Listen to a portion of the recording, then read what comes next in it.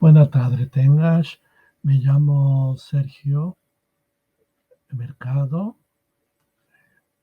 Soy mexicano.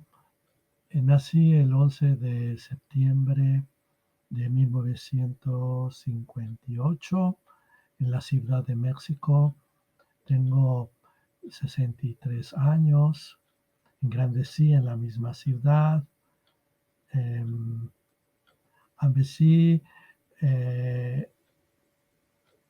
técnica de empresas turísticas, ambilinguas, francés, inglés, italiano, y laboré en un hotel muy importante de mi ciudad. Eh, Luego laboré como trasladador y al cabo entré a laborar a la Embajada del Canadá, donde estuve laborando por 50, no, por 37 años. Los últimos 10 años yo era oficial de visas y decía si dar o no un visa para visitar Canadá. En ese laboro tuve mucha oportunidad de conocer gente de muchos países. Ahora ya no laboro, estoy en retiro, en pensión, y como tengo el gustico por las lenguas, me estoy avanzando el ladino, el hebreo, el ruso y el letón.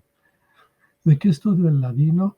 Porque el mío padre me contó una vez que su tío le dijo que la muestra Alcuña, Mercado, era judía, y aunque la muestra familia no era judía, me interesé a buscar informaciones de esta lengua que se siente hermosa.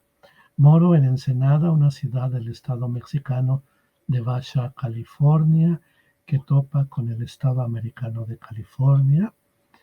Estoy solo 1 hora y media de la frontera americana. Ya tengo aquí más de un año, moro a la vera de la mar y me da mucho placer. Merci mucho, al vernos.